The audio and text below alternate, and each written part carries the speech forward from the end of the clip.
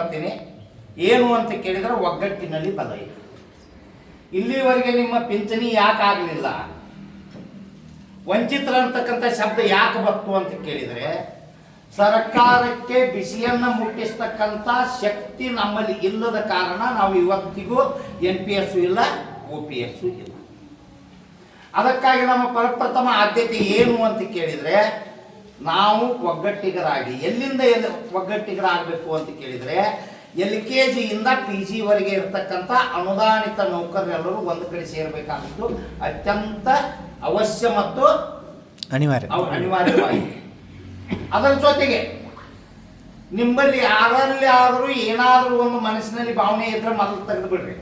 ನಾನು ಪ್ರಾಥಮಿಕ ಶಾಲೆದ ಈ ಸಂಘ ಆದ್ರೆ ನನ್ನ ಅಸ್ತಿತ್ವ ಹೋಗ್ತದ, ನಾ ಪ್ರೌಢಶಾಲೆಯಲ್ಲಿ ಅದನ್ನೇ ನನ್ನ ಸಂಘದ ಅಸ್ತಿತ್ವ ಹೋಗ್ತದ, ಪದವಿ ಪೂರ್ವದಲ್ಲಿ ನನ್ನ ಅಸ್ತಿತ್ವ ಹೋಗ್ತದ, ITIದಲ್ಲಿ ನನ್ನ ಅಸ್ತಿತ್ವ ಹೋಗ್ತದ, ಡಿಪ್ಲೊಮಾದಲ್ಲಿ ಇದ್ದೀನಿ ನನ್ನ ಅಸ್ತಿತ್ವ ಹೋಗ್ತದ ಅನ್ನೋ ಭಾವನೆಯನ್ನು ಮೊದಲು ಬಿಟ್ಟು ಬಿಡ್ರಿ. ಯಾಕಂದ್ರೆ ನಿಮ್ಮ ಸಂಘಗಳು ಶಾಶ್ವತವಾಗಿರ್ತಾವ. ಅವು ಎಲ್ಲರ ಮಾತೃ ಸಂಸ್ಥೆಯಾಗಿ ಯಾವ್ದು ಇರ್ತದ ಅಂತ ಕೇಳಿದ್ರೆ ಅಖಿಲ ಕರ್ನಾಟಕ ಅನುದಾನಿತ ಶಾಲಾ ಕಾಲೇಜು ನೌಕರ ಸಂಘ ಇರ್ತದ ಅನ್ನತಕ್ಕಂಥ ಸ್ಪಷ್ಟನೆಯನ್ನು ತಮ್ಮ ಗಮನಕ್ಕೆ ತರ್ತಾ ಇದ್ದೀನಿ. ಎರಡನೇದು, ಈ ಸಂಘಟನೆ ಯಾವುದೇ ಸಂಘಟನೆಯ ವಿರೋಧವಾಗಿ ಅಲ್ಲ. ಎಲ್ಲ ಬೇರೆ ಬೇರೆ ಸಂಘಟನೆಗಳವ, ಆದರೆ ಇವತ್ತಿನವರೆಗೆ ಎಲ್ಲ ಗೊತ್ತುಗಳು ಇದ್ದೂ ಸಹ ನಮ್ಮ ಎಷ್ಟೋ ಬೇಡಿಕೆಗಳನ್ನು ಈಡೇರಿಸಿಕೊಳ್ಳಿಕ್ಕಾಗಿಲ್ಲ, ಸಮಸ್ಯೆಗಳನ್ನು ಬಗೆಹರಿಸಿಕೊಳ್ಳಿಕ್ಕಾಗಿಲ್ಲ. ಇದನ್ನು ಗೊತ್ತಾಗಿ ಹನುಮಂತಪ್ಪನವರು ನಾವು ಯಾವತ್ತು ವಿಚಾರ ಮಾಡಿದ್ವಿ ಅಂತ ಕೇಳಿದರೆ ಯಾವ ರೀತಿ ರಾಜ್ಯದಲ್ಲಿ ಎಲ್ಲ ಸಂಘಟನೆಗಳ ಮಾತೃ ಸಂಸ್ಥೆಯಾದಂಥ ಸರ್ಕಾರಿ ನೌಕರ ಸಂಘ ಇದೆಯಲ್ಲ, ಆ ರೀತಿ ಅನುದಾನಿತದಲ್ಲಿ ಒಂದು ಹುಟ್ಟು ಹಾಕೋಣ ಅನ್ನತಕ್ಕಂಥ ಚರ್ಚೆಯನ್ನು ಮಾಡಿ ಅದಕ್ಕೆ ನಾವು ಕಾರ್ಯವನ್ನು ಪ್ರಾರಂಭ ಮಾಡಿದ್ದೀವಿ. ಈಗಾಗಲೇ ಹನುಮಂತಪ್ಪನವರು, ನಾವು ನನಗಿಂತ ಹೆಚ್ಚಿಗೆ ಹನುಮಂತಪ್ಪನವರು ತಮ್ಮ ಜೇಬಿನಿಂದ ದುಡ್ಡನ್ನು ಹಾಕಿ ಬಿದರ್ ಬಾದಾಮಿಯ ಬನಶಂಕರಿ ಅತ್ಯಂತ ಶಕ್ತಿಯುತವಾದಂಥ ಜಾಗೃತ ದೇವಸ್ಥಾನದಿಂದ ನಾವು ಪ್ರಪ್ರಥಮ ಸಭೆಯನ್ನು ಪ್ರಾರಂಭ ಮಾಡಿದ್ವಿ. ಬಾದಾಮಿಯಲ್ಲಿ ಸೆಪ್ಟೆಂಬರ್ 20ನೇ ತಾರೀಕು ಪ್ರಾರಂಭ ಮಾಡಿ ನಾನು ಒಂದು 5-6 ಜಿಲ್ಲೆಗೆ ಹೋದೆ. ಮುಂದೆ ನನಗೊಂದು ಸ್ವಲ್ಪ ಹೆಲ್ತ್ ಇದಾದಕ್ಕೆ ನಾನು ಬಿಟ್ಟೆ, ಕೇರಳಕ್ಕೆ ಹೋದೆ.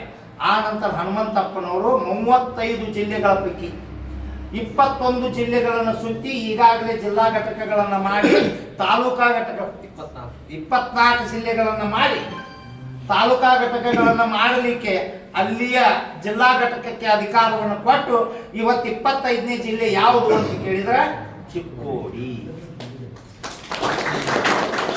ಆದ್ಮೇಲೆ ಇನ್ನೊಂದು ತಮ್ಮ ಗಮನಕ್ಕೆ ತರ್ತೀನಿ. ಉತ್ತರ ಕರ್ನಾಟಕ ಮತ್ತು ದಕ್ಷಿಣ ಕರ್ನಾಟಕದಲ್ಲಿ, ಉತ್ತರ ಕರ್ನಾಟಕದಲ್ಲಿ ಸರ್ಕಾರಿ ಸಂಸ್ಥೆಗಳು ಹೆಚ್ಚದಾವ, ದಕ್ಷಿಣ ಕರ್ನಾಟಕದಲ್ಲಿ ಅನುದಾನಿತ ಸಂಸ್ಥೆಗಳು ಹೆಚ್ಚದಾವ. ಈ ಸಂಘಟನೆ ಬಲಿಷ್ಠ ಆಗಬೇಕಾದ್ರೆ ಉತ್ತರ ಕರ್ನಾಟಕದವರ ಸಿಂಹಪಾಲು ಇದ್ದಾಗ ಮಾತ್ರ ಈ ಸಂಘಟನೆ ರಾಜ್ಯದಲ್ಲಿ ತನ್ನ ಧ್ವನಿಯನ್ನು ಎತ್ತಲಿಕ್ಕೆ ಸಾಧ್ಯ ಇದೆ. ಇನ್ನೊಂದು ಹೇಳ್ಬೇಕಂದ್ರೆ, ಈಗ ಗುರುಗಳು ಹೇಳ್ರು ಒಂದು ಕೇಸ್ ಆಯ್ತು 20ರಲ್ಲಿ, ಹಿಂಗಾಗಿ ನಾ ಬಂದು ಬಿಟ್ಟಿನಿ ಅಂತ. ಪಾಪ ಅವ್ರು 2007ರಲ್ಲಿ ಆದಂತ ನಮ್ಮ ಘಟನೆಯನ್ನು ಕೇಳಿದ್ರೆ ಒಬ್ಬ MLC ಅನ್ನ ನಮ್ಮ ಸಂಘದ ರಾಜ್ಯ ಪ್ರಧಾನ ಕಾರ್ಯದರ್ಶಿಯನ್ನ DR ಆಫೀಸಿನ ಮುಂದೆ ಬರೆದು ಬಿಟ್ನಿ. ಯಾಕ ಅಂತ ಕೇಳಿದ್ರೆ ಅವ್ನು ಸಂಘ ಬಿಟ್ಟು ಕೊಡುವಲ್ಲ, ಸಂಘಟನೆನೂ ಮಾಡುವಲ್ಲ. ನಾನು 1990ರಿಂದ ಪ್ರೌಢಶಾಲಾ ಸಹ ಶಿಕ್ಷಕರ ಸಂಘವನ್ನು ಕಟ್ಕೋತ ಬಂದವು. ಆತ ಆಟ ಆಡಕ್ಕೆ ಹೋಗ್ತಿದ್ದ. ಎಲ್ಲ ಹೆಂಗ್ ಹುಡುಗರು ಕೊಡ್ಕೊಂಡು ನೀವು ವಿಚಾರ ಮಾಡ್ರಿ, 2007ರಾಗ ಅಂದ್ರೆ ನಾನು ವಯಸ್ಸು ಎಷ್ಟಿರ್ಬೇಕು, 18 ವರ್ಷದಿಂದ. ಬಿಸಿ ರಕ್ತ ಇತ್ತು. ಒಂದಿಬ್ಬರು ಹೆಣ್ಮಕ್ಳು, ನಾವೊಂದು 5-6 ಜನ ಕೂಡಿ ಅವನು ex-MLC ಕೃಷಿ ಶಕ್ತಿ ಅಂತ DR ಆಫೀಸ್ ಬಡದು ಬಿಟ್ಟು 9 ಮಂದಿ ಮ್ಯಾಗ ಕೇಸ್ ಆಯ್ತು. 3 ದಿವಸ ಹಬ್ಸ್ಕೊಂಡು ನಾವು ಪೊಲೀಸ್ ಕೇಸ್. ಯಾಕಂದ್ರೆ ಅವನು ಬಡದಕ್ಕಲ್ಲ, ex-MLCನ ಬಡದ್ರೆ ಈ ಮಕ್ಕಳ ಕೇಸ್ ಹಾಕಿಬಿಟ್ಟು ಯಾರು 3 ಮಂದಿ ಮಂಡ್ಯದಾಗ ಉಳಿದೆವು, 3 ಮಂದಿ ಹಾಸನದಾಗ ಉಳಿದೆವು. ಕಾಲಾನ್ ಚಪ್ಪಲ್ ಹರ್ಕೊಂಡು 3 ದಿವಸ ತಿರುಗಾಡಿದ್ವು. ಮುಂದೆ ಜಾಮೀನು ಪಡ್ಕೊಂಡು ಅವನ ಸಂಘದಿಂದ ಹೊರಗೆ ಹಾಕಿದೆವು. ಯಾರ ಆಶೀರ್ವಾದದಿಂದ ಹಾಕಿದೆವು ಅಂತ ಕೇಳಿದ್ರೆ ನಮ್ಮ ಭಾಗದ ಆಗಿನ ಸಹಕಾರ ಸಚಿವರು ಮತ್ತು ಅಥಣಿ ಮತಕ್ಷೇತ್ರದ ಶಾಸಕರಾದಂಥ ಲಕ್ಷ್ಮಣ ಸವದಿ ಅವರು ಏನು ಮಾಡಿದರು ಅಂತ ಕೇಳಿದ್ರೆ ನಮ್ಮನ್ನೆಲ್ಲರನ್ನು ಕರೆದು, ಅವನು ಕರೆದು DS ಶಂಕರಮೂರ್ತಿ ಸಭಾಪತಿಗಳಿದ್ದರು. ಅವ್ರ ಮನೆಯಲ್ಲಿ ಕುಳಿತು ಹೇಳಿದ್ರು, ನೀನು MLC ಆಗಿದ್ದೆಪ್ಪ, ಇನ್ನು ಸಂಘ ಅವಶ್ಯಕತೆ ಇಲ್ಲ, ಸೇವಾ ನಿರತರಿಗೆ ಮಾತ್ರ ಸಂಘಟನೆಗಳಿರ್ತಾವೆ, ನಿವೃತ್ತರ ಸಂಘಟನೆಗಳು ಬೇರೆ ಇರ್ತಾವೆ. ಮತ್ತು ಇವತ್ತು ನೀವು ನಿವೃತ್ತಿ ಆಗಿರಿ ಸರ್, ಇಲ್ಲಿ ಯಾಕಂದ್ರೆ ಅಂತ ಕೇಳಿದ್ರೆ ಅದಕ್ಕೊಂದು ಉತ್ತರ ಹೇಳ್ತಾನೆ. ಏನು ಅಂತ ಕೇಳಿದರೆ ಈ ಸಂಘಟನೆಯನ್ನು ಬಲಿಷ್ಠಗೊಳಿಸಿ ಎಲ್ಲ ಜಿಲ್ಲೆ ಮತ್ತು ತಾಲೂಕುಗಳ ಘಟಕಗಳನ್ನು ಮಾಡಿ ಈ ಸಂಘಟನೆಗೆ ಒಂದು ಮಾನ್ಯತೆಯನ್ನು ಕೊಡಿಸಿ ಆ ನಂತರ ಈ ಸಂಘದಿಂದ ನಾನು ನೀವು ಹೇಳಲಾರ್ದ ಹೊರಗೆ ಹೋಗ್ತೀನಿ. ಈ ಸಂಘ ಒಂದೇ ಒಂದು ITI ಕಾಲೇಜ್ ನಿಮ್ಮ ಜಿಲ್ಲೆಯಲ್ಲಿ, ಅಲ್ಲಿಂದ ಒಬ್ಬನನ್ನು ತೆಗೆದು ನೂರಾರು ಪದವಿ ಪೂರ್ವ ಕಾಲೇಜುಗಳಿರಲಿ, ಎಂಥವ್ರನ್ನ ತೆಗೆದುಕೊಳ್ಬೇಕಂತ ಕೇಳಿದ್ರೆ ಸಂಘದ ಹುದ್ದೆಗೆ ಬಂದ ಆ ನಂತರ ಕರೆದ್ರು ಬರಲಾರ್ದಂತ ಒಂದು ದಯಮಾಡಿ ತೆಗೆದುಕೊಳ್ಳಕ್ಕೆ ಹೋಗ್ಬೇಡ. ಸಂಘ ನಾನು ಸಂಘ, ಸಂಘಕ್ಕೆ ಅವ ಅನಿವಾರ್ಯ ಅಲ್ಲ, ನಮಗೆ ಸಂಘ ಅನಿವಾರ್ಯ ಅಲ್ಲ. ಯಾಕೆ ಅಂತ ಕೇಳಿದ್ರೆ ಈಗ ಬಹಳಷ್ಟು ಜನ ಮಾತಾಡಿದ್ದೀರಿ, ರಿಟೈರ್ಡ್ ಆದ ಮರುದಿವಸ ನಿಮ್ಮ ಪರಿಸ್ಥಿತಿ ಏನೈತೆ ಅನ್ನೋದು ನೀವು ಅರ್ಥ ಮಾಡ್ಕೊಳ್ಳಿ. ಇನ್ನೂ ಬಹಳಷ್ಟು ಜನ ಎರಡು ಪಗಾರ ಇದ್ದಾವ, ಅವ್ರದ್ದು ಏನು ಭಾವನೆ ಐತೆ ಅಂದ್ರೆ ಅಲ್ಲಿವರೆಗೆ ಗಂಟು ಮಾಡಿ ಇಟ್ಕೋತೀವಿ, ಆ ನಂತರ ನಾವು ಬದುಕ್ತೀವಿ ಅನ್ನೋ ಭಾವನೆ ಐತಲ್ಲ, ಎಂಥ ಗಂಟು ಕೊನೆಯವರೆಗೆ ತಡೆದಿಲ್ಲ. ನಿಮಗೆಲ್ಲರಿಗೂ ಗೊತ್ತಿರಲಿ, ಜರಿ ನೀರ ಹೆಚ್ಚು ದಿವಸ ಬದುಕಿಸ್ತದ, ಒಮ್ಮೆ ಹರಿದು ಅದು ಬಳಿ ಯಾವತ್ತೂ ಕುಡಿಯಾಕೆ ಸಿಗುವುದಿಲ್ಲ. ಅದಕ್ಕಾಗಿ ನಮಗೆ ಅತ್ಯಂತ ಮುಖ್ಯವಾಗಿ ಬೇಕಾಗಿರೋದು ಯಾವುದು ಅಂತ ಕೇಳಿದ್ರೆ ಪಿಂಚಣಿ. ಇನ್ನೊಂದು ವಿಷಯ, ಪಿಂಚಣಿ ಇಲ್ಲದೆ ಇದ್ರೆ ಏನಾಗ್ತದ ಅನ್ನೋದನ್ನು ನಿಮಗೆ ಬಹಳಷ್ಟು ಜನಕ್ಕೆ ಪರಿಚಯ ಇರ್ಬೋದು. ಒಬ್ಬ ವ್ಯಕ್ತಿ ಬಾಬು ಲಡಿಗೆ ಅಂತ ಹೇಳಿ ಸಂಕೋನಟ್ಟಿ ವಿದ್ಯಾಲಯದಲ್ಲಿ, ವರ್ಧಮಾನ ವಿದ್ಯಾಲಯದಲ್ಲಿ ಮುಖ್ಯೋಪಾಧ್ಯಾಯರಾಗಿ ಮಾನ್ಯ 31 ಮೇಗೆ ರಿಟೈರ್ಡ್ ಆಗಿದ್ದಾರೆ. ರಿಟೈರ್ಡ್ ಆದ ಮರುದಿವಸದಿಂದ ಒಂದು 10 ಪೈಸೆ ಸ್ಯಾಲ್ರಿ ಇಲ್ಲ, ಜೀವನ ಹೇಗೆ ನಡೆಸಬೇಕು. ಇನ್ನೊಂದು ವಿಚಿತ್ರ ಹೇಳ್ತೀನಿ, ನಾನು ಅವನು ಒಂದೇ ಊರವರು, ನಾನು ಅವನು ಒಂದೇ ದಿವಸ ಹುಟ್ಟಿದ್ದೀವಿ, ನಾನು ಅವನು ಒಂದೇ ಶಾಲೆಯಲ್ಲಿ ಕಲ್ತಿದ್ದೀವಿ, ನಾನು ಅವನು ನೌಕರಿ ಮಾತ್ರ ಬೇರೆ ಬೇರೆ ಶಾಲೆಯಲ್ಲಿ ಮಾಡಿದ್ವಿ. ನಾ ಬೆಳಗಾವದಲ್ಲಿ ಮಾಡಿದೆ, 88ರಲ್ಲಿ ಅಪಾಯಿಂಟ್ಮೆಂಟ್ ಆದೆ, 92ರಿಂದ ಸ್ಯಾಲ್ರಿ ತೆಗೆದುಕೊಂಡೆ, ನನಗೆ ಇವತ್ತು 62,000 ರೂಪಾಯಿ ಪೆನ್ಷನ್ ಬರ್ತದೆ. ಬಟ್ ಆ ವ್ಯಕ್ತಿಗೆ 2009ರಲ್ಲಿ ಗ್ರಾಂಟಕ್ಕೆ ಅನುದಾನಕ್ಕೊಳಪಟ್ಟ ಕಾರಣ ಇವತ್ತು 10 ಪೈಸೆ ಇಲ್ಲದೆ ಇಲ್ಲ. ಈ ಪರಿಸ್ಥಿತಿ ಎಲ್ಲರಿಗೂ ಅದ. ಅದಕ್ಕಾಗಿ ದಯಮಾಡಿ ನಿಮ್ಮಲ್ಲಿ ಹೇಳ್ತೀನಿ, ಒಗ್ಗಟ್ಟಿನಲ್ಲಿ ಬಲವಿದೆ ಅನ್ನತಕ್ಕಂಥ ಮಾತನ್ನೇ ನೀವು ಸಿದ್ಧಪಡಿಸಬೇಕಾದ್ರೆ ನಿಮ್ಮನ್ನು ಯಾರಾದರೂ ಕೇಳಿದ್ರೆ, ಶಾಲೆಯಲ್ಲಿ ಇದ್ರೆ ಅವರಿಗೆ ನೀವು ತಿಳುವಳಿಕೆ ಹೇಳಬೇಕು. ಸರ್ಕಾರ ಯಾವಾಗ ಮನಿತದ ಅನ್ನೋದನ್ನು ಹೇಳ್ತೀನಿ. ಮೊನ್ನೆ 17ನೇ ತಾರೀಕು ಬೆಳಗಾವಿಯಲ್ಲಿ ನಾವೇನು ಒಂದು ದಿವಸದ ಪ್ರತಿಭಟನೆಯನ್ನು ಮಾಡಿದ್ವಿ. ಬಹಳಷ್ಟು ಜನ ಆ ದಿವಸ ಬೈದಿದ್ದೀರಿ. ಏನು ಒಂದು ದಿವಸ 143 ದಿವಸ ಮಾಡಿದ್ದೀವಿ. 3 ಜನ ಸತ್ತು ಹೋದರು. ಆಗ ಬಗ್ಗಲಾರದಂತ ಸರ್ಕಾರ ಈಗೇನು ಒಂದು ದಿವಸಕ್ಕೆ ಬಗ್ಗತದ ಅನ್ನತಕ್ಕಂಥ ಭಾವನೆ ನಿಮ್ಮಲ್ಲಿ ಬಂದದ್ದು ನಿಜ. ಆದ್ರೆ ಆ ದಿವಸ ನಾವು ಯಾಕೆ ಪ್ರತಿಭಟನೆ ಮಾಡಿದ್ವಿ ಅನ್ನೋದನ್ನು ಕಾರಣ ಹೇಳ್ತೀನಿ. ನಾವು ಪ್ರತಿಭಟನೆ ಮಾಡದೇ ಇದ್ರೆ ಈ ಸಂಘದವರು ಮಲಗಿದ್ದಾರೆ, ಬೇಡಿಕೆ ಬಗ್ಗೆ ಹಿಂದೆ ಸರಿದಿದ್ದಾರೆ. ಸರ್ಕಾರ ಅದ್ರ ಮ್ಯಾಗ ಏನು ಮಾಡ್ತದ ಅಂತ ಕೇಳಿದ್ರೆ ಕಣ್ಣು ಮುಚ್ಚುತ್ತದೆ. ಅದಕ್ಕಾಗಿ 13 ಜನ MLCಗಳನ್ನ, 3 ಜನ MLAಗಳನ್ನ ಮತ್ತು ಬೇರೆ ಬೇರೆಯವರನ್ನ ಕರೆದು ನಿಮಗೆಲ್ಲರಿಗೂ ಧೈರ್ಯವನ್ನು ಕೊಡ್ತಕ್ಕಂಥ ಮಾತನ್ನ, ಧೈರ್ಯವನ್ನು ಕೊಡಿಸ್ತಕ್ಕಂಥ ಕೆಲಸವನ್ನ ನಾನು, ಹನುಮಂತಪ್ಪ, ಎಲ್ಲ ಟೀಮ್ನವ್ರು ಕೊಟ್ಕೊಂಡು ಮಾಡಿದ್ದೀವಿ. ಈ ಜೋರು ಎಲ್ಲಿವರೆಗೆ ಜಗ್ಗಬೇಕು ಅಂತ ಕೇಳಿದ್ರೆ ನಿಮಗೆಲ್ಲರಿಗೂ ಗೊತ್ತಿರಲಿ, ಮಾನ್ಯ ಆದ ಅಧಿವೇಶನದ ಪರಿಣಾಮದಿಂದ ನಮ್ಮ ಯಾರು ಅಂತ ಕೇಳಿದ್ರೆ ಈ ಪಿಂಚಣಿ ಏನು ಕೊಡಲಿಕ್ಕೆ ಬೇರೆ ಬೇರೆ ರಾಜ್ಯಗಳಲ್ಲಿ ಆಗಿದೆ ಅಂತ ಹೇಳಿ ಅದರ ಅಭ್ಯಾಸ ಮಾಡಲಿಕ್ಕೆ ಒಂದು ಸಮಿತಿಯನ್ನು ಮಾಡಿದ್ದಾರಲ್ಲ, ಆ ಮಧುಬಾಲನ್ ಅವರು ಮೊದಲನೇ ಸಭೆ ಹಿಂದೆ ಕನ್ಸೂಮ್ ಪರ್ವೇಜ್ ಅವರು ಹೋದ್ರು, ಒಂದು ಸಭೆ ಮಾಡಲಿಲ್ಲ. ಬೇರೆಯವರಿದ್ರು, ಒಂದು ಸಭೆಯನ್ನು ಮಾಡಲಿಲ್ಲ. ಆ ಕಡೆಯಿಂದ ಈ ಕಡೆಯಿಂದ NPS ದವ್ರದ್ದು ನಮ್ಮದು ಒತ್ತಡ ಹೆಚ್ಚಾದ ಕಾರಣ ಏನು ಮಾಡಿದ್ರು, ಮೊದಲನೇ ಸಭೆಯನ್ನು ಮಾಡಿದ್ದಾರೆ. ಆ ಸಭೆಗೆ ಹನುಮಂತಪ್ಪನವರು ಹಾಜರಾಗಿದ್ದಾರೆ ಅನ್ನೋದೇ ನಿಮಗೆ ಸಾಕ್ಷಿಯಾಗಿ ಮಾತು. ಇನ್ನೊಂದು ಕೆಲವೊಂದು ಜನ ಹೇಳ್ತಾರೆ ಏನು ಅಂತ ಕೇಳಿದ್ರೆ, NPS ಅನ್ನು ರದ್ದು ಮಾಡಿ OPS ಮಾಡಿದಾಗ ಅನುದಾನಿತದವ್ರಿಗೆ NPS ಇಲ್ಲ, OPS ಹೇಗಾಗುತ್ತದ ಅನ್ನತಕ್ಕಂಥ ಪ್ರಶ್ನೆ ಇದೆ. ಸರಿನಾ? ಅದಕ್ಕೆ ಮಾನ್ಯ ಹನುಮಂತಪ್ಪನವರು 2014ರ ಆದೇಶ ಮೊದಲು ರದ್ದಾಗಬೇಕು. NPS ಸಭೆಯಲ್ಲಿ ಹನುಮಂತಪ್ಪನವರು ಮಂಡಿಸಿದಂಥ ವಿಷಯ, ಅವು ಯಾವುದೇ ಕಾನೂನು ಕಟ್ಟಲೆಗಳು ಇದ್ರೂ ಸಹ ನಮ್ಮದು ಒಂದೇ ಒಂದು ಆಸೆ, ಈಗ ನಾವು NPS ಅನ್ನು ಬಿಡುವ ಪರಿಸ್ಥಿತಿ ಆಗಿಲ್ಲ. ಯಾಕೆ ಅಂತ ಕೇಳಿದ್ರೆ, ನೀವು ಅನುದಾನಕ್ಕೆ ಒಳಪಟ್ಟ ದಿವಸದಿಂದ ದುಡ್ಡನ್ನು ತುಂಬಂದ್ರೆ ನಿಮ್ಮ ಪರಿಸ್ಥಿತಿ ಏನಾಗ್ತದೆ? ಒಂದೇದು ತುಂಬಿದರೆ ಎಲ್ಲಿ ಹೋಗ್ತದ ಅನ್ನೋದು ಈಗ NPS ಏನಿದೆಯಲ್ಲ ಸರ್ಕಾರಿ ನೌಕರರಿಗೆ ಅವ್ರ ಪರಿಸ್ಥಿತಿ ಏನದ ಅನ್ನೋದನ್ನ ಮಕಂದರ್ ಸರ್ ಕೇಳಿ. ಮೂರನೇದು, ಈಗ ತುಂಬು ಪರಿಸ್ಥಿತಿ ಇಲ್ಲ, ಅದು ಎಲ್ಲಿ ಹೋಗುತ್ತದೆ ಅನ್ನೋ ಸ್ಟೆಬಿಲಿಟಿ ಇಲ್ಲ. ಅದಕ್ಕಾಗಿ ಮೊನ್ನೆ ಇವರು ಸ್ವತಃ ಮಂಡನೆಯನ್ನು ಮಾಡಿದ್ದು ಏನು ಗೊತ್ತಾ, ಸರ್ಕಾರಿ ನೌಕರಿಗೆ ಯಾವತ್ತು OPS ಕೊಡ್ತೀರಲ್ಲ ಅದೇ ದಿವಸ ನೀವು ನಮಗೆ OPS ಆದೇಶವನ್ನು ಒಂದೇ ಆದೇಶದಲ್ಲಿ ಜಾರಿ ಮಾಡಬೇಕಂತಕ್ಕಂಥ ಸಭೆಯಲ್ಲಿ ಮಂಡನೆಯನ್ನು ಮಾಡಿದಂಥ ಏಕೈಕ ವ್ಯಕ್ತಿ ಹನುಮಂತ. ಇದಲ್ಲದೆ ಈ ಭಾಗದ ಜಿಲ್ಲಾ ಉಸ್ತುವಾರಿ ಸಚಿವರು ಸಿದ್ದರಾಮಯ್ಯ ಅವರ ಹತ್ತರ ಅತ್ಯಂತ ಪ್ರಭಾವಿ ವ್ಯಕ್ತಿಗಳಾದಂಥ ಜಾರಕಿಹೊಳಿ ಅವರನ್ನು ಯಾವುದಾದರೂ ಸ್ಟ್ರೈಕಿಗೆ ಯಾರಾದರೂ ಕರೆಸಿದ್ದನ್ನು ನೋಡಿದ್ದೀರ ನೀವು? ನಮ್ಮ ಸ್ಟ್ರೈಕಿಗೆ 2 ದಿವಸ ಮೊದಲ ಬಂದು ಉದ್ದೇಶಪೂರ್ವಕವಾಗಿ ಅವ್ರ ಹತ್ತಿರ ಹೋಗಿ ಅವರು ಆ ದಿವಸ ಇರೋರು ಇರಲಿಲ್ಲ, ಬೆಳಗಾವಿಯಲ್ಲಿ ನಮ್ಮ ಟೆಂಟಿಗೆ ಬರೋ ಸಲುವಾಗಿ 13 ಟೆಂಟ್ಗಳನ್ನು ತಿರುಗುವಂಥ ಪರಿಸ್ಥಿತಿ ಬರ್ತಾವ್ರಿ.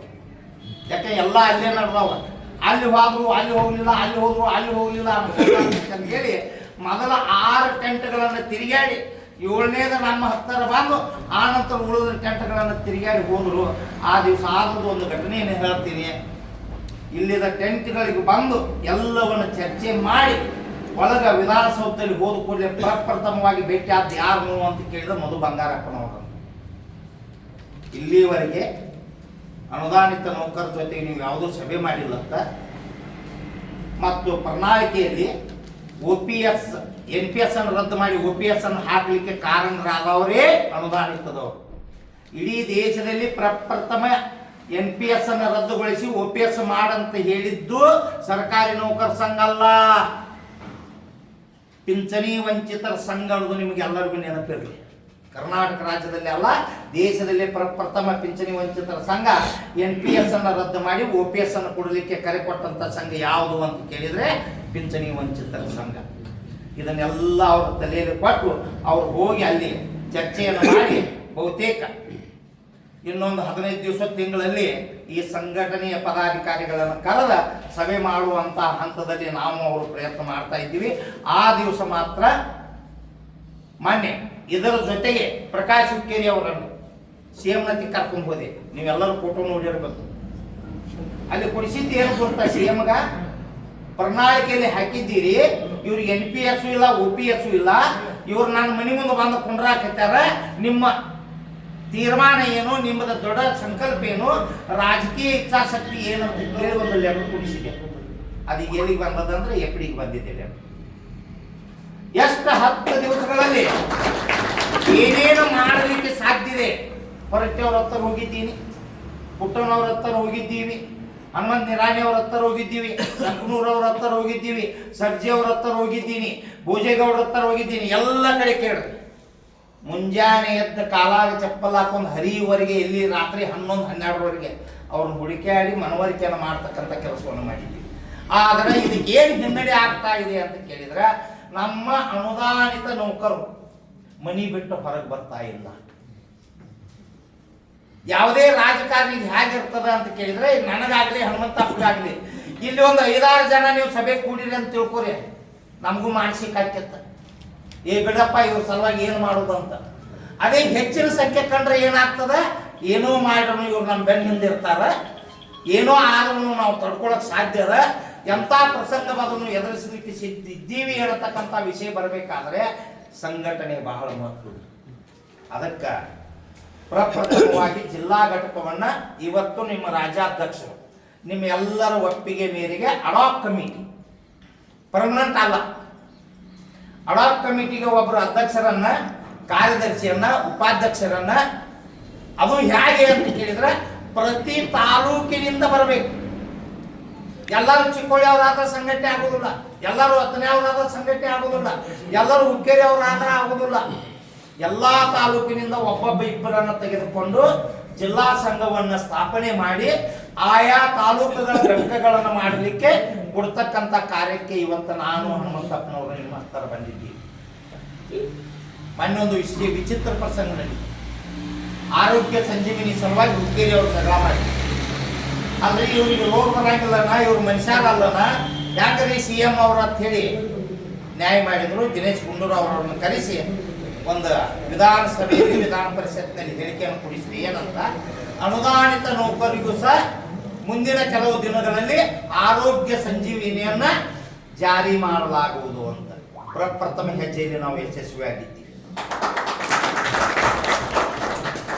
ಆರೋಗ್ಯ ಸಂಜೀವಿನಿ ಕೊಡಲಿಕ್ಕೆ ಬರಲ್ಲ ಅನುದಾನಿತದವರಿಗೆ, ಅದರಲ್ಲಿ ಯಾವುದೇ ರೀತಿಯ ಅವಕಾಶ ಇಲ್ಲ, ಕೊಡಕ್ ಆಗುದಿಲ್ಲ ಅನ್ನತಕ್ಕಂಥ ಕಡತವನ್ನ ಓಪನ್ ಮಾಡಿಸಿ ಈಗ ಕೊಡ್ತೀವಿ ಅನ್ನತಕ್ಕಂಥ ಒಪ್ಪಿಗೆಯನ್ನ ಸದನದಲ್ಲಿ ಕೊಡಿಸಿದ್ದೀವಿ. ಇನ್ನೊಂದು ಕೆಲವು ದಿವಸ ಹೋರಾಟ ಆಗ್ತದ, ಅದನ್ನು ಮಾಡಿಸಲಿಕ್ಕೆ ನಾವು ಸಿದ್ಧರಿದ್ದೀವಿ. ಆದ್ಮೇಲೆ ನಿಮಗೆಲ್ಲರಿಗೂ ಗೊತ್ತಿರಬಹುದು, ಕರ್ನಾಟಕ ರಾಜ್ಯ ಪ್ರೌಢಶಾಲಾ ಸಹ ಶಿಕ್ಷಕರ ಸಂಘದಲ್ಲಿ ನಾನು 1990ರಿಂದ ತಾಲೂಕಾ ಸಂಘಟನಾ ಕಾರ್ಯದರ್ಶಿಯಾಗಿ ಚುನಾವಣೆಯ ಮೂಲಕ ನಿಮ್ಮೆಲ್ಲರ ಆಶೀರ್ವಾದದಿಂದ ರಾಜ್ಯ ಪ್ರಧಾನ ಕಾರ್ಯದರ್ಶಿ ಆಗುವವರೆಗೂ ಹೋರಾಟವನ್ನು ಮಾಡಿ ಗೆದ್ದು ಬಂದಿದ್ದೀನಿ. ಅದು ಯಾವ ರೀತಿ ಗೆದ್ದು ಬಂದಿದ್ದೀನಿ ಅಂತ ಕೇಳಿದ್ರೆ, ಸರ್ಕಾರಿ ನೌಕರರ ಹೆಚ್ಚಿನ ಸಂಖ್ಯೆಯಲ್ಲಿ ಇರತಕ್ಕಂಥ ಒಂದು ಸಂಘದಲ್ಲಿ ಒಬ್ಬ ಅನುದಾನಿತ ಪ್ರೌಢಶಾಲೆಯಿಂದ ಯಾರಾದರೂ ರಾಜ್ಯ ಪ್ರಧಾನ ಕಾರ್ಯದರ್ಶಿ ಅಧ್ಯಕ್ಷರಾಗಿದ್ದರೆ ಯಾರು ಅಂತ ಕೇಳಿದ್ರೆ ರಾಮ ಹೂಗೋಡ ಮಾತ್ರ. ಅಲ್ಲಿರ್ತಕ್ಕಂಥ ಆ ಸಂಘದಲ್ಲಿ ಇದ್ದಾಗನೂ ಸಹ ಇಲ್ಲೇ ಜಿನೇಂದ್ರ ಇದ್ದ ಅಂತ ಕೇಳಿದ್ರು. ಒಂದು ಸರ್ಕಾರಿ ಬೇಡಿಕೆಯನ್ನು ಹಾಕಿದ್ರೆ ಒಂದು ಅನುದಾನಿತ ಬೇಡಿಕೆ, ಖಾಲಿ ಹುದ್ದೆಗಳನ್ನು ಕೊಡಿಸೋ ಸಲುವಾಗಿ 2007ರಲ್ಲಿ ಹೊರಟ್ಟಿ ಅವ್ರ ಜೊತೆ ಜಗಳ ಮಾಡಿದೆ, 2012ರಲ್ಲಿ ಜಗಳ ಮಾಡಿದೆ, 2017ರಲ್ಲಿ ಜಗಳ ಮಾಡಿದೆ. ಖಾಲಿ ಹುದ್ದೆಯಲ್ಲಿ ತುಂಬಲಿಕ್ಕೆ ಅನುಮತಿ ಈಗೂ ಕೊಡಿಸಿದ್ದೀವಿ. ಏನಾಗಿದೆ ಅಂತ ಕೇಳಿದ್ರೆ, ಆಡಳಿತ ಮಂಡಳಿಗಳಿಗೆ ಮುಗದಾರ ಹಾಕೋ ಸಲುವಾಗಿ ಆನ್ಲೈನ್ ಮಾಡಿ ಇಟ್ಟಿದ್ದಾರೆ. ಈಗ ಆನ್ಲೈನ್ ಮೊದಲು ಏನಾಯಿತು, 35% ಫುಲ್ಫಿಲ್ ಆಯಿತು. ಈಗ ಮಣ್ಣಿನವರೆಗೆ 80% ಫುಲ್ಫಿಲ್ ಆಗಿದೆ. ಈಗ ನಾಳೆ ಜನವರಿ 15-20ನೇ ತಾರೀಕಿಗೆ ಅನುಮತಿಯನ್ನು ಕೊಡಲಿಕ್ಕೆ ಪ್ರಾರಂಭ ಮಾಡಿಸ್ತಕ್ಕಂಥ ಹಂತಕ್ಕೆ ನಾವು ಬಂದಿದ್ದೀವಿ. ಎರಡನೇದು, ಎಂಥ ದುರ್ದೈವ, ನೀವು ಯಾರೋ ಹಬ್ಬ ಮಾಡೋದಿಲ್ಲ, ಬೇರೆ ಬೇರೆ ಧರ್ಮದವರು ಇದ್ದೀವಿ, ಇಲ್ಲ ಅನ್ನಲ್ಲ. ಜೈನರಿದ್ರೆ ಮಹಾವೀರ ಜಯಂತಿ ಮಾಡ್ತೀವಿ, ಮಣ್ಣೆಸಿದ್ರೆ ಬಕ್ರೀದ್ ಈದ್ ಮಿಲಾದ್ ಮಾಡ್ತೀವಿ, ಹಿಂದೂಗಳಿದ್ರೆ ಬೇರೆ ಬೇರೆ ಉಗಾದಿ ಹಬ್ಬ ಮಾಡ್ತೀವಿ, ದೀಪಾವಳಿ ಮಾಡ್ತೀವಿ. ನಮಗೆ ಹಬ್ಬದ ಮುಂಗಡ ಕೊಡಲಿಕ್ಕೂ ಸರ್ಕಾರ ಸಿದ್ಧನಿಲ್ಲ. ಆದ್ರೆ ಮೊನ್ನೆ ಹನುಮಂತಪ್ಪನವರು, ನಾನು, ರಾಜಗೋಪಾಲ, MK ರಾಜು, K ಹನುಮಂತಪ್ಪ ಎಲ್ಲರೂ ಕೂಡ್ಕೊಂಡು ಈಗ ಕೊನೆಯ ಹಂತಕ್ಕೆ ಮುಂಗಡ ಹಬ್ಬದ ಮುಂಗಡ 25,000 ರೂಪಾಯಿಗೆ ಕೊಡಬೇಕಾದಂಥ ಪರಿಸ್ಥಿತಿಗೆ ತಂದಿಟ್ಟಿದ್ದೀವಿ. ಅದು ಇನ್ನೊಂದು 10-15 ದಿವಸದಲ್ಲಿ ಆದೇಶ. ಯಾಕೆ ಅಂತ ಕೇಳಿದ್ರೆ, ನೀವು ಯಾವಾಗ ಗಟ್ಟಿ ಆಗ್ತೀರಿ, ನಿಮ್ಮ ಧ್ವನಿ ಯಾವಾಗ ವಿಧಾನಸೌಧಕ್ಕೆ ಹೋಗಿ ಮುಟ್ಟುತ್ತದ, ಆಗ ಏನಾಗ್ತದ ಅಂತ ಕೇಳಿದ್ರೆ, ಅಲ್ಲಿ ಇರ್ತಕ್ಕಂಥ ದಪ್ಪ ಚರ್ಮದ ಜನ, ನಿಮ್ಗೆ ಚರ್ಮ ಬೇರೆ ಅದಾವ. ಈಗ ನಮ್ಗೆ ಮುಂಜಾನೆ ತಂಡಿ ಹತ್ತತ್ತೆ, ಚಳಿ ಆಗ್ತೈತಿ, ಬಿಸಿಲು ಹತ್ತೈತಿ, ಅವ್ರಿಗೆ ಅದು ಯಾವುದು ಹತ್ತದಿಲ್ಲ. ಅಂತ ದಪ್ಪ ಚರ್ಮದವರಿಗೆ ಮತ್ತು ಎಲ್ಲಾ ಗೊತ್ತಿದ್ದು ಗುರುತಿಲ್ಲದಂತ ಇರ್ತಕ್ಕಂಥ ಅಧಿಕಾರಿಗಳಿಗೆ ಮುಟ್ಟಿಸ್ಬೇಕಾದ್ರೆ ಅಷ್ಟು ಸುಲಭಿಲ್ಲ. ಅದಕ್ಕಾಗಿ ನಾವು ಏನಾಗಬೇಕಾಗಿದೆ ಅಂತ ಕೇಳಿದ್ರೆ, ಪೂರ್ಣ ಕೆಳಮಟ್ಟದಿಂದ ಪ್ರಾಥಮಿಕ ಶಾಲೆಯಿಂದ ಇನ್ನೂ ಒಂದು ನಿಮಗೆ ಸೂಚನೆಯನ್ನು ಕೊಡ್ತೀನಿ. ಸಂಘಟನೆ ಯಾವ ರೀತಿ ಇರ್ತದ ಅಂತ, ಒಂದು ವೇಳೆ ಪ್ರೌಢಶಾಲೆ ಅವ್ರ ಅಧ್ಯಕ್ಷರಾದ್ರೆ ಪ್ರಾಥಮಿಕ ಶಾಲೆ ಅವ್ರ ಕಾರ್ಯದರ್ಶಿ ಆಗಬೇಕು, ಪದವಿ ಪೂರ್ವದವ್ರು ಉಪಾಧ್ಯಕ್ಷರಾಗಬೇಕು, ಬೇರೆಯವರು ಖಜಾಂಚಿ ಆಗಬೇಕು. ಅವ್ರದ್ದು ಒಂದೇ ಇದೆ ಅಂತ ಅವ್ರನ್ನ ಎಲ್ಲೂ ಬಿಡ್ಲಾಕ್ ಹೋಗ್ಬೇಡಿ. ಯಾಕಂದ್ರೆ ನಿಮ್ಮಲ್ಲಿ ತಾರತಮ್ಯ ಬರಬಾರ್ದು. ಈಗಾಗಲೇ ನಮ್ಮ ಮೇಲೆ ಯಾವ ರೀತಿ ಸರ್ಕಾರ ಅನುದಾನಿತ ಅನ್ನತಕ್ಕಂಥ ಮಲತಾಯಿ ಧೋರಣೆಯನ್ನ, ತಾರತಮ್ಯವನ್ನ, ಭೇದ ಭಾವವನ್ನ, ಇಲ್ಲ ಸಲ್ಲದ ಆದೇಶಗಳನ್ನ ಮಾಡಿ ನಮಗೆ ತೊಂದರೆ ಕೊಡ್ತಾ ಇದ್ದಾರಲ್ಲ, ಆ ರೀತಿ ಆಗಬಾರ್ದು ಸಂಘಟನೆಯು ಸಹ. ಮತ್ತು ಅಲ್ಲಿ ತಿಳಿದುಕೊಳ್ಳುವಂಥವರು ಸಮಾನ ಮನಸ್ಕರಾಗಿರಬೇಕು, ಹೋರಾಟದ ಮನೋಭಾವನೆ ಇರಬೇಕು, ಕಾನೂನಿನ ತಿಳುವಳಿಕೆ ಇರಬೇಕು, ಮತ್ತು ಅಧಿಕಾರಿಗಳ ಜೊತೆಗೆ ಸಂವಹನ ಮಾಡತಕ್ಕಂಥ ಕೌಶಲ್ಯ, ಕುಶಲತೆ, ತಾಳ್ಮೆ. ಎಲ್ಲಕ್ಕಿಂತ ಮಹತ್ವದ್ದು ಯಾವುದು ಗೊತ್ತಾ? ತಾಳ್ಮೆ ಇರಬೇಕು. ತಾಳ್ಮೆ ಮಿತಿ ಮೀರಿದಾಗ ಹುಂಬತನೂ ಇರಬೇಕು. ಅವನ ವಿನಂತಿ ಮಾಡಿ ಮಾಡಿಸೋಬೇಕು ಕೆಲಸ. ವಿನಂತಿಗೆ ಬಗ್ಗದಿದ್ರೆ ಏನು ಮಾಡಬೇಕು? ಅವನ ಬಗ್ಗಿಸಿ ಕೆಲಸ ಮಾಡ್ಕೋಬೇಕು. ಅದಕ್ಕೆ ಉದಾಹರಣೆ, ಮಾನ್ಯ ಸರ್ಕಾರಿ ಪ್ರೌಢಶಾಲಾ ಸಹ ಶಿಕ್ಷಕರಿಗೆ ಮುಖ್ಯೋಪಾಧ್ಯಾಯರ ಹುದ್ದೆ ಬಡ್ತಿ ಕೊಡಿಸಿದ್ರು. ನಿಮ್ಗೆ ಯಾರಿಗಾದ್ರೂ ಗೊತ್ತಿದ ಇತಿಹಾಸದಲ್ಲಿ ರಾತ್ರಿ 10:30 ಕೌನ್ಸಿಲಿಂಗ್ ಸ್ಟಾರ್ಟ್ ಮಾಡಿಸಿದ್ದೀನಿ ಧಾರವಾಡದಲ್ಲಿ. ರಾತ್ರಿ 10:30 ಗಂಟೆಗೆ. ಎಷ್ಟು ಗಂಟೆಗೆ ಮುಗಿದಿದೆ ಗೊತ್ತಾ? 2:30 ಗಂಟೆಗೆ ರಾತ್ರಿ 101 ಜನಕ್ಕೆ ಬಡ್ತಿಯನ್ನು ಕುಡಿಸಿ ಹೇಳೇ ಬಿಟ್ಟಿನ ಕಮಿಷನರ್ ಸಾಹೇಬರು, ನೀವು ಕೌನ್ಸಿಲಿಂಗ್ ಮಾಡದಿದ್ರೆ ಇಲ್ಲೇ ನಾನು ಹಾಸಿಗೆಯನ್ನು ಹಾಸ್ತೀನಿ ಕೂತು ಎಲ್ಲ ರೆಡಿ ಮಾಡಿಕೊಂಡು ಕೌನ್ಸಿಲಿಂಗ್ ಮಾಡಿ 101 ಮಂದಿಗೆ ಸರ್ಕಾರಿ ಪ್ರೌಢಶಾಲಾ ಸಹ ಶಿಕ್ಷಕರಿಗೆ ಏನು ಮಾಡಿದ್ದೀವಿ, ಬಡ್ತಿಯನ್ನು ಕೊಡಿಸಿದ್ದೀವಿ. ನನ್ನಲ್ಲಿ ಭೇದ ಭಾವ ಇಲ್ಲ.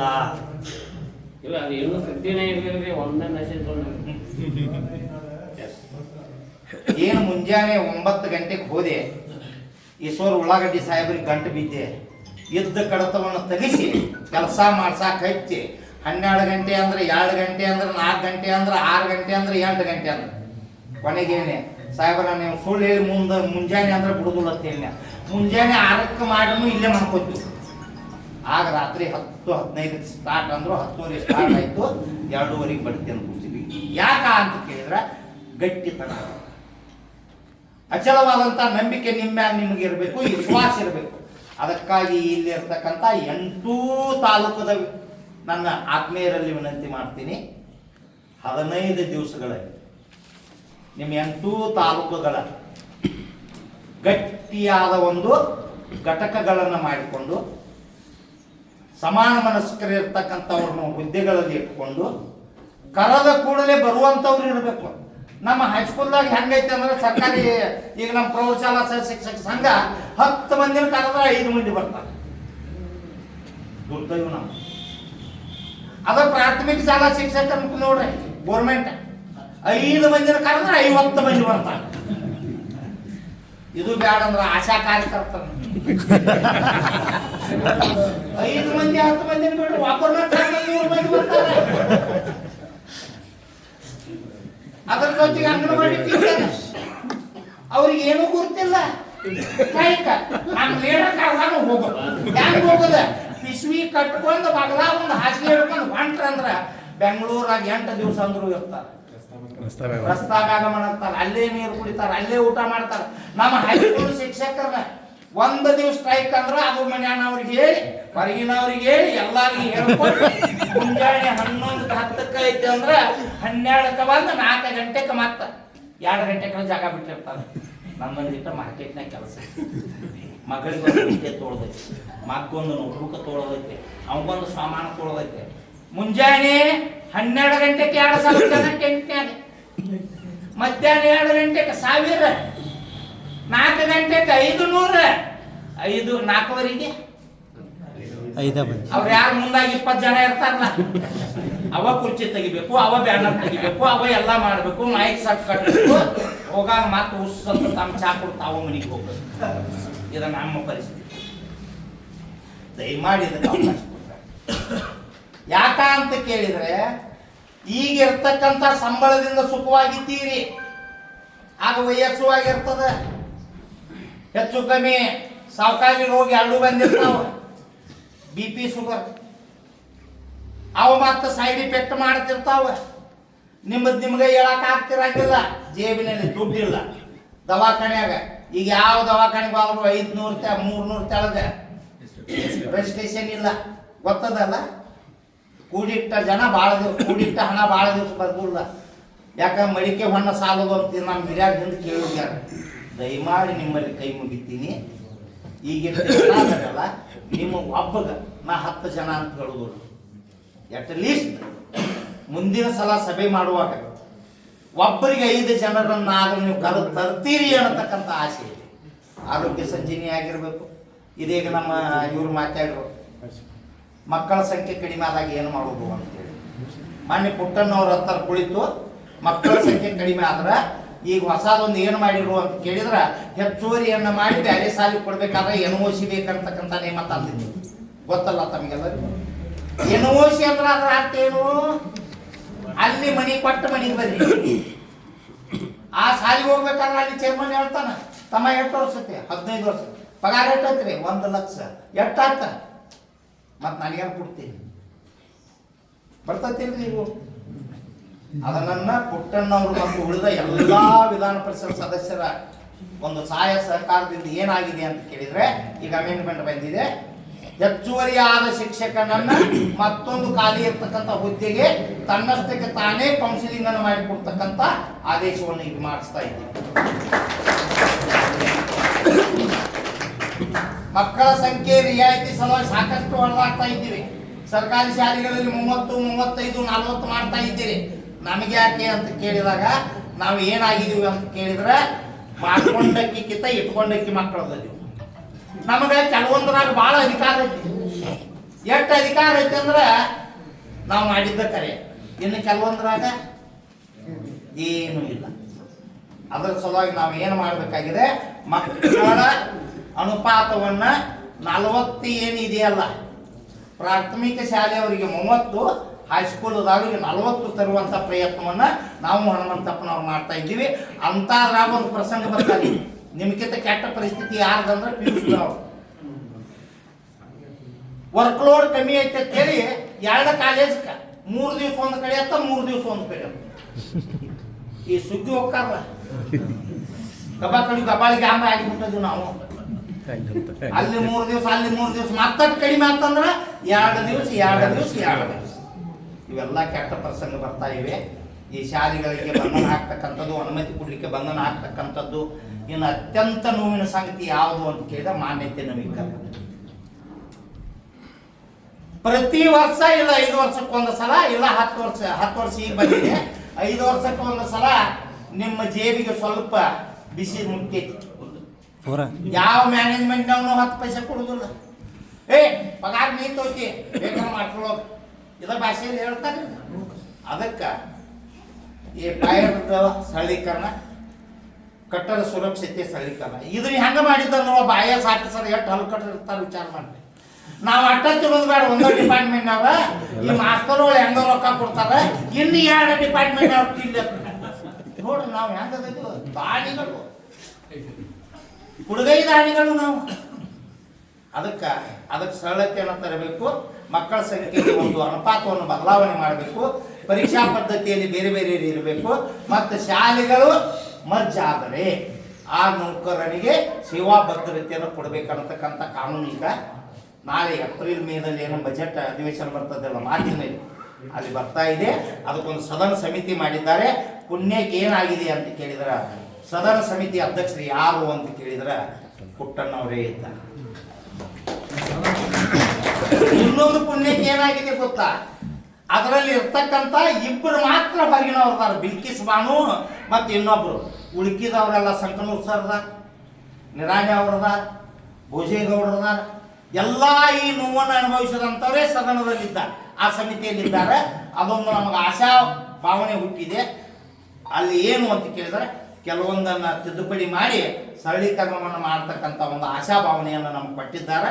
ಅದು ಯಾವಾಗ ಅಂತ ಕೇಳಿದರೆ ಈ ಅಧಿವೇಶನದಲ್ಲಿ ನಾವು ಏನು ಸ್ಟ್ರೈಕ್ ಮಾಡಿದ್ದೀವಲ್ಲ ಅದರ ಪರಿಣಾಮವಾಗಿ ಒಂದು ಹಂತಕ್ಕೆ ಬಂದಿದ್ದೀವಿ. ಇನ್ನೂ ಸಾಕಷ್ಟು ಬೇಡಿಕೆಗಳವ. ಈಗ ಶಾಲೆಯಲ್ಲಿ ಶಿಕ್ಷಕರೇ ಇಲ್ಲ. ಈಗ ನಾನು ರಿಟೈರ್ಡ್ ಆದ್ನೆ, ನಾನು ಶಾಲೆಗೆ 8 ಮಂದಿ ಇದಾರ್ರಿ ಅಂತ ಕೇಳಿದ್ರೆ ಒಬ್ಬ ಪಿ ಮಾಸ್ತರ್ ಅದಾನು, ಒಬ್ಬ ಇಂಗ್ಲೀಷ್ ಮಾಸ್ತರ್ ಅದ. ಉಳಿದದ್ದು ಯಾರು ಕೆಲಸ ಅವರು? ಆಡಳಿತ ಮಂಡಳಿ ದುಡ್ಡಿಲ್ಲ. ಈಗ 200 ಕರಿಬೇಕಾದ್ರೆ ಒಂದು 5,000 ಹೋಗೋರು ಖರ್ಚು ಕೊಡ್ಬೇಕು, 10,000 ಕೊಡಬೇಕು. ಏನಾದರೂ ಒಂದು ವ್ಯವಸ್ಥೆ ಮಾಡಬೇಕಾಗ್ತದೆ. ಅದಕ್ಕೆ ನಾನು ಒಂದಕ್ಕೆ ಮಾತ್ರ ವಿರೋಧವಿದೆ. ಕೆಲವೊಂದು ಜನ ಅದನ್ನು ನನಗೂ ಆಕ್ಷೇಪಣೆ ಮಾಡಿದ್ದಾರೆ. ಆದರೆ ಸರಿಯೋ ತಪ್ಪು ಆಮೇಲೆ ವಿಚಾರ ಮಾಡ್ತಾ ಇದ್ದೀನಿ. ಅತಿಥಿ ಶಿಕ್ಷಕರನ್ನು ಕೊಡಬೇಕಂತ ಪ್ರಪ್ರಥಮವಾಗಿ ಲೆಟರ್ ಪಟ್ಟವನ್ನ ನಾನು ಕರ್ನಾಟಕ ರಾಜ್ಯ ಪ್ರೌಢಶಾಲಾ ಶಿಕ್ಷಕರ ಸಂಘದ ವತಿಯಿಂದ ಸಹಿ ಮಾಡಿ ಅತಿಥಿ ಶಿಕ್ಷಕರನ್ನು ಖಾಲಿ ಹುದ್ದೆಗಳು ಕೊಡ್ಬೇಕಂತ ಮಾಡಿದೆ. ಆ ನಂತರ ಗೊತ್ತಾದ ನನಗ ಅದ್ರದ್ದು ಎಷ್ಟು ಕೆಟ್ಟ ಪರಿಣಾಮ ಐತೆ. ಒಂದು 15-20 ವರ್ಷ ಅತಿಥಿ ಶಿಕ್ಷಕರನ್ನು ಕೊಟ್ರಂದ್ರೆ ಆ ಶಾಲ್ಯಾಗ ಪರ್ಮನೆಂಟ್ ಮಾಸ್ತರ್ ಒಬ್ಬ ಇರಂಗಿಲ್ಲ. ಆಗ ಶಾಲಿಗತಿ ಏನಾಗ್ತದೆ? ಆ ನಂತರ ಅತಿಥಿ ಶಿಕ್ಷಕರನ್ನು ಬಿಟ್ಟು ಯಾವಾಗೋ ಒಂದು ಸಲ ಅನುಮತಿ ಕೊಟ್ರಂದ್ರೆ ಅಷ್ಟೊತ್ತಿಗೆ ಸಾಲ ದಿವಾಳಿ ಆಗಿರ್ತದೆ. ಅದು ಬೇಡ ಅಂತೇಳಿ ಮೊನ್ನೆ ಬಂಗಾರಪ್ಪನವರಿಗೆ ಜಗಳ ಮಾಡಿದಾಗ 2020ರವರೆಗೆ ಪಟ್ಟಿದ್ದಾರೆ. ಇನ್ನೊಂದು ಭಾಳ ಹೃದಯವಂತಿದ್ದಾನೆ ಬಂಗಾರಪ್ಪ. ಈಗ 2025ರವರೆಗೆ ನನಗೆ ಅನುಮತಿ ಕೊಡಲಿಕ್ಕೆ ಹಣಕಾಸಿನ ವ್ಯವಸ್ಥೆಯನ್ನು ಮಾಡ್ರಿ ಅಂತೇಳಿ CMನಿಂದ ಅಪ್ರೂವಲ್ ಪಡ್ಕೊಂಡ ಖಾಲಿ ಹುದ್ದೆ ತುಂಬಿ. ಇನ್ನೊಂದು ಅವ್ರಿಗೆ ಮನವರಿಕೆ ಮಾಡಿಕೊಟ್ಟಿದ್ದೀವಿ. ಈ ಮಧ್ಯಾಹ್ನ ಊಟದ ಭಾಳ ಕಿರಿಕಿರಿ ಆಗಾಕೈತಿ. ಅದು ಎಲ್ಲದಕ್ಕಿಂತ ಹೆಚ್ಚಿಗೆ ಕಿರಿಕಿರಿ ಯಾವುದು ಅಂತಂದ್ರೆ FLN ಮತ್ತು LBA. ಸರ್ ಎಲ್ಲ ಮಾತಾಡಕತ್ತೀರಿ, ಮೇನ್ ಕ್ಯಾನ್ಸರ್ ಹೇಳುವಾಗಲೇ ಅಲ್ಲಾಕತ್ತೀರಿ ನೀವು. ಯಾಕಂದ್ರೆ ಇವತ್ತು ಶಾಲೆಯಾಗಿಲ್ಲ ನೀವು, ಶಾಲೆಯಾಗಿದ್ರೆ ಪಟ್ಟಣ ಫಸ್ಟ್ ನೆನಪಾಗೋದು ಯಾವುದು? FLನ LBA. ಅದಕ್ಕೆ ನಮ್ಮ ದುರ್ದೈವ ಏನು ಅಂತ ಕೇಳಿದ್ರೆ ಇನ್ನೂ ಅವ್ರು ಬೈತಾರ. ಅದು ಏನಾದರೂ ಕಂಟಿನ್ಯೂ ಆಗಕ್ಕೆ ಕಾರಣ ಅಂತ ಕೇಳಿದ್ರೆ ಯಾವ ಕಾರಣಕ್ಕೂ ಯಾವುದೇ ಶಕ್ತಿ ಇಲ್ಲದ ದುರಂಕಾರಿ ಯಾರಾದರೂ ಇದ್ರೆ ಕರ್ನಾಟಕ ರಾಜ್ಯ ಪ್ರೌಢಶಾಲಾ ಸಹ ಶಿಕ್ಷಕ ಸಂಘದ ರಾಜ್ಯಾಧ್ಯಕ್ಷ ಸಭೆ ಒಳಗೆ ಒಪ್ಕೊಂಡು ಬಂದ್ಬಿಟ್ಟ. ಈಗ ಒಪ್ಕೊಂಡು ಬಂದದಕ್ಕೆ ಏನಾಗಿದೆ? ಅದು ಯಾರಿಗದ? ಹೆಡ್ ಮಾಸ್ಟರ್ಗೂ ತೊಂದರೆ ಇಲ್ಲ, ಅಧಿಕಾರಿಗಳಿಗೂ ತೊಂದರೆ ಇಲ್ಲ. ಯಾರಿಗೆ ತೊಂದರೆ ಇದೆ? ಸಹ ಶಿಕ್ಷಕರಿಗೆ ಮಾತ್ರ. LBA ನಾ ಯಾರನ್ನೂ ಟೀಕೆ ಮಾಡೋದಿಲ್ಲ, ಪ್ರೈಮರಿ ಅವ್ರನ್ನೂ ಟೀಕೆ ಮಾಡೋದಿಲ್ಲ. ವ್ಯವಸ್ಥೆ ಆಗಿದೆ. 8ನೇ ಬಂದ ಮಗುಗೆ ಏನೂ ಬರಂಗಿಲ್ಲ ಅಂತಂದ್ರ ಯಾಕೆ ಬರಂಗಿಲ್ಲ? ನಾವು ಬೇಕಾದ ಕಲಿಸ್ಬೇಕಿತ್ತು. ಈಗಿನ ಜನ್ರೇಷನ್ ಹೆಂಗೆ ಬರ್ತದ ನೋಡಿದ್ರೆ 1ನೇ ಪ್ರೈಮರಿ ಅವರು ಏಡೆಡ್ ಇರಲಿ ಗೌರ್ಮೆಂಟ್ ಇರಲಿ 1ನೇ 2ನೇ 3ನೇ 4ನೇ ಬಂದ ಮಗುಗೂ ಯಾವ ರೀತಿ ಇದ್ದ ತಾವೆಲ್ಲ ಪರೀಕ್ಷೆ ಮಾಡಿದ್ದೀರಲ್ಲ. 1ನೇದ ಇರುದ ಒಂದೊಂದು ಇರ್ತಾವ. ಅವ್ವ ಅಪ್ಪ ಹೇಳ್ತಾರೆ ಕಲಿತ್ರ ಕಲ್ಲಿ ಬಿಟ್ರೆ ಬಿಡ್ಲಿ, ಮಾಸ್ತರ್ ಬೇಯಕ್ಕೆ ಹೋಗ್ಬೇಡ. ಸರಿನಾ? ಅದು ಹೆಣ್ಣರೇ ಇರ್ಲಿ ಗಂಡರೇ. ಇನ್ನೊಂದು ದುರ್ದೈವೇನ, ನಮ್ಮ ಗಂಡುಗಳು ಎಲ್ಲ ಸಂಗೊಳ್ಳಿ ರಾಯಣಗಳು. ಯಾಕವ್ರ ಅತಿ ಹೆಚ್ಚು ಅಭ್ಯಾಸ ಮಾಡಿ ನಮ್ಮ ಮಾಸ್ತರ್ಗಳು ಮರ್ಯಾದೆ ಯಾರಾದ್ರೂ ಕಾಲಿದ್ರ ಹುಡುಗಿಯಾರ. ಅದನ್ನು ನಾವು ನೋಡ್ಬೇಕು, ವ್ಯವಸ್ಥೆಯನ್ನು ನೋಡ್ಬೇಕು, ಆಡಳಿತಾತ್ಮಕವಾಗಿ ನೋಡ್ಬೇಕು, ತಾಂತ್ರಿಕವಾಗಿ ನೋಡ್ಬೇಕು, ವೈಜ್ಞಾನಿಕವಾಗಿ ನೋಡ್ಬೇಕು. ಈ ಎಲ್ಲಾ ವಿಚಾರಗಳನ್ನ ಗಟ್ಟಿ ದನಿಯಲ್ಲಿ ಮಂಡಿಸಲಾರ್ದಕ್ಕೆ ನಾವು ಏನಾಗಿದ್ದೀವಿ? ಇವೆಲ್ಲವನ್ನು ಹೆಗಲ ಮ್ಯಾಗ ತಗೊಂಡು ಬಿದ್ದೀವಿ. ಅದಕ್ಕಾಗಿ ಈ ಅಖಿಲ ಕರ್ನಾಟಕ ಅನುದಾನಿತ ಶಾಲಾ ಕಾಲೇಜು ನೌಕರ ಸಂಘ ಅಂಬೇಗಾಲ ಇರ್ತಾ ಇದೆ, ಈಗ ಹುಟ್ಟಿದೆ. ಇದನ್ನ ಪೌಷ್ಟಿಕವಾದ ಆಹಾರವನ್ನು ಕೊಟ್ಟು ಪಾಲನ ಪೋಷಣೆಯನ್ನ ಮಾಡಿ ಬಡಿಗರ್ ಸರ್ ಹೇಳ್ರಿ, ಇದೀಗ ನಮ್ಮ ಪರಿಸ್ಥಿತಿ ಹೆಂಗಾಗೈತಿ, ನೀವು ಎಲ್ಲರೂ ಪ್ರೈಮರಿ ಅವ್ರನ್ನ ಮಾಡ್ತಾರ ನೋಡ್ರಿ ಅಂತ ಹೇಳ್ರಿ. ನಾನು ನೀನು ಬಿಟ್ಟರೆ ನಮ್ಮ ಹೆಂಗಿಲ್ವ? ನೀವು ಯಾರು ಯಾವುದೇ ಅನುಮಾನಗಳನ್ನು ಮನಸ್ಸಿನಾಗ ಇಟ್ಕೋಬೇಡ. ಅದಕ್ಕಾಗಿ ಈ ಹುಟ್ಟಿದ ಕೂಸಿಗೆ ಈಗ ಅಂಬೇಗಾಲ ಇರ್ತಾ ಇದೆ, ಗಟ್ಟಿಯಾಗಿ ತನ್ನ ಧ್ವನಿಯನ್ನ ವಿಧಾನಸೌಧದವರೆಗೆ ಮುಗಿಸ್ಬೇಕು. ಇನ್ನೊಂದು ನಿಮಗೆ ನೆನಪಿರ್ಲಿ, ಇಲ್ಲಿ ಪ್ರಾಥಮಿಕ ಪ್ರೌಢ ಪದವಿ ಡಿಗ್ರಿ ಏನು ಬರೋದಿಲ್ಲ. ಬೇಕಾದ MLCಗಳನ್ನ ಎಳೆದ ತರುವಂತ ಶಕ್ತಿ ಯಾವುದಕ್ಕೆ ಬರ್ತದ ಅಂತ ಕೇಳಿದ್ರೆ ಈ ಸಂಘಟನೆಗೆ ಬರ್ತದ. ಅದಕ್ಕಾಗಿ ಬಹಳ ಯೋಚನೆಗಳನ್ನು ಮಾಡಿ ವಿಚಾರಗಳನ್ನು ಮಾಡಿ ಈ ಸಂಘಟನೆಯನ್ನು ಹುಟ್ಟಾಕಿದ್ದೀವಿ. ಅದಕ್ಕಾಗಿ ದಯಮಾಡಿ ನಿಮ್ಮಲ್ಲಿರ್ತಕ್ಕಂಥ ಸಣ್ಣ ಪುಟ್ಟ ವಿಚಾರಗಳನ್ನು ಇನ್ನು 20% ಜನರನ್ನ ನನ್ನ ತಾಯಿ ಅಣಿ ಮಾಡಿ ಹೇಳ್ತಾನೆ, ಅವ್ರ ಬಾಯಾಗ ಅಂಬರು ಹಾಕಿ ಕರೆದ್ರು ಅವ್ರು ಬರ್ಬೋದು. ಯಾಕಂದ್ರೆ ಅವ್ರ ಹೆಬ್ಬಾವುಗಳು. ಸರ್ಕಾರಿ ನೌಕರರಲ್ಲಿ ಮಕಾನದಾರ ಕೇಳು, ನಮ್ಮ ಪ್ರೌಢಶಾಲಾ ಶಿಕ್ಷಕ ಸಂಘದಾಗು ಏನಿದೆ ಅಂತ ಕೇಳಿದ್ರೆ ಕೆಟ್ಟ ಭಾವನೆ ಏನೈತೆ ಅಂದ್ರ ಆದ್ರ ಅವ್ನಿಗೆ ಅಪಘಾತಕ್ಕೆ ಮಾತ್ರ. ಇನ್ನೊಂದು ಅತಿ ಕೆಟ್ಟ ವಿಷಯವನ್ನು ತಮ್ಮ ಮುಂದೆ ಮಂಡನೆ ಮಾಡ್ತೀನಿ. ಹೋರಾಟ ಮಾಡಿದ ವ್ಯಕ್ತಿ ಆ ಫಲವನ್ನು ತಿನ್ಲಿಕ್ಕೆ ಲೇಟ್ ಆಗ್ತದ. ಹೋರಾಟ ಮಾಡದೆ ಮನೆಗಿರೋವು ಎಲ್ಲರಿಗಿಂತ ಮೊದಲು ತಿಂದಿರ್ತಾನೆ. ಯಾಕ ಅಂತ ಕೇಳಿದ್ರೆ ಅಧಿಕಾರಿಗಳ ಹತ್ತಾರ ಹೋಗಿ ಕ್ಲಾರ್ಕ್ನತಿ ಕೊತ್ತು ಜೇಬಿನ್ಯಾಗ ಕೈ ಹಾಕಿ ಏನು ಮುಂದಾಗಿರಾಕಿಲ್ಲ. ಅವಂಗ ಸ್ವಲ್ಪ ತೆಗೆದು ಪಟ್ಟ ಕೊಡ್ಲಿ, ನಿಮ್ಮ ಪಾಯ್ಲು ತೆಗೆದು ಹಿಂದೆ ಇಟ್ಟು ಅವ್ನು ಮೊದಲು ಅಪ್ರೂವ್ ಕೊಡ್ತಾನ. ಇವೆಲ್ಲವನ್ನು ಗಮನಕ್ಕಿಟ್ಕೊಂಡು ಇನ್ನೂ ಸಾಕಷ್ಟಿದೆ ಹೇಳಬೇಕಾದ್ರೆ. ಇದು ಎಲ್ಲವನ್ನು ನಾವು ಹೋಗಲಾಡಿಸಬೇಕಾದ್ರೆ ಈ ಅತ್ಯಂತ ವಿಷಮ ಪರಿಸ್ಥಿತಿ ಇದೆ. ವ್ಯವಸ್ಥೆ ಯಾವ ರೀತಿ ಐತೆ ಅಂದ್ರೆ ಅತ್ಯಂತ ವಿಷಮ ಪರಿಸ್ಥಿತಿ ಅದ. ಆ ಪರಿಸ್ಥಿತಿಯಲ್ಲಿ ನಾವು ಸಂಘಟನೆಯನ್ನು ಮಾಡಬೇಕಾಗಿದೆ. ಯಾಕೆ ಅಂತ ಕೇಳಿದ್ರೆ ನಮ್ಮ ಸ್ವರಕ್ಷಣೆಗಾಗಿ. ಬೇರೆದವ್ರ ಸಲುವಾಗಿ ಅಂತ ನೀವು ಯಾರಾದ್ರೂ ತಿಳ್ಕೊಂಡಿದ್ರ ಅದನ್ನ ತಲೆ ಅಂತ ತೆಗೆದುಬಿಡ್ರಿ. ಸ್ವರಕ್ಷಣೆ, ಸ್ವಹಿತ, ಸ್ವಾಭಾವಿಕವಾಗಿ ಸಮಬಾಳು ಸಮಪಾಲು. ನಾವು ಬದುಕಬೇಕಾದ್ರೆ ಎಲ್ಲರೂ ಸಮಾನರಾಗಿ ಇರಬೇಕಾದ್ರೆ ಈ ಸಂಘಟನೆ ಬಹಳ ಅವಶ್ಯದ. ದಯಮಾಡಿ ತಾವೆಲ್ಲರೂ ಈ ಸಂಘಟನೆಗೆ ಕೈ ಜೋಡಿಸಿ. ಇಲ್ಲಿ ಕೇಳಿ ಕಟ್ಟಿ ಇಳದ ಕೂಡಲೇ ಮುಂದೆ ಮೀಟಿಂಗ್ ಕರೆದಾಗ ನೋಡೋಣ ಅನ್ನೋ ಭಾವನೆಯನ್ನು ತೆಗೆಯನ್ನು ತೆಗೆದು ಬಿಡ್ರಿ, ಕೈ ಮುಗಿದೆ. ಈಗ ಇದಕ್ಕೆ ಯಾವ ರೀತಿ ಆಗಬೇಕಂದ್ರೆ ವಿದ್ಯುತ್ ಸಂಚಲನ ಆದಂತೆ ಅನುದಾನಿತ ನೌಕರರಿಗೆ ಪ್ರತಿಯೊಬ್ಬನ ಮೂಲೆಯಲ್ಲಿ ಇರ್ತಕ್ಕಂಥ ಮುಟ್ಟಬೇಕು. ನಾನು ನಿಮಗೆ ಪ್ರಾರಂಭದಲ್ಲಿ ಹೇಳಿದ್ದೀನಿ, ಇದು ಯಾವುದೇ ನೌಕರರ ವಿರೋಧಿ ಅಥವಾ ಸಂಘಟನೆಗಳ ವಿರೋಧಿ ಸಂಘ ಅಲ್ಲ. ಎಲ್ಲರ ಜೊತೆಗೆ ಕೂಡಿಕೊಂಡು ಅವರ ಜೊತೆಗೆ ನಾವು, ನಮ್ಮ ಜೊತೆಗೆ ಅವರನ್ನು ಸೇರಿಸಿಕೊಂಡು ಅವರಿಗೆ ತೊಂದರೆ ಆದಾಗ ನಾವು ಹೋಗ್ಬೇಕು, ನಮಗೆ ತೊಂದರೆ ಆದಾಗ ಎದೆ ಕನ್ವಡಿ ಅವ್ರು ಹೇಳಿರಲ್ಲ ಆ ರೀತಿ ಎಲ್ಲರೂ ಕೂಡಿಕೊಂಡು ಮಾಡಿ ಈ ಸಂಘಟನೆಯನ್ನು ಗಟ್ಟಿಗೊಳಿಸೋಣ. ನಮ್ಮ ಬೇಡಿಕೆ ಮತ್ತು ಸಮಸ್ಯೆಗಳನ್ನು ಬಗೆಹರಿಸಿಕೊಳ್ಳೋಣ. ಭವಿಷ್ಯ ಕಾಲದಲ್ಲಿ ನಿಮಗೆಲ್ಲರಿಗೂ ಒಳ್ಳೆಯದಾಗಲಿ, ಸಂಘಟನೆ ಬೆಳೀಲಿ, ಚಿರಾಯು ಆಗಲಿ ಅಂತೇಳಿ ಆಶಿಸಿ ನನಗೆ ಮಾತನಾಡಲಿಕ್ಕೆ ಅವಕಾಶ ಮಾಡಿಕೊಟ್ಟಂತ ತಮ್ಮೆಲ್ಲರಿಗೂ ವಂದಿಸಿ, ಇನ್ನೂ ಸಾಕಷ್ಟು ವಿಷಯಗಳನ್ನು ಪ್ರಸ್ತಾಪ ಮಾಡಿಲ್ಲ. ಯಾಕಂದ್ರೆ ಟೋಟಲ್ 18 ವಿಷಯ ಇದಾವೆ.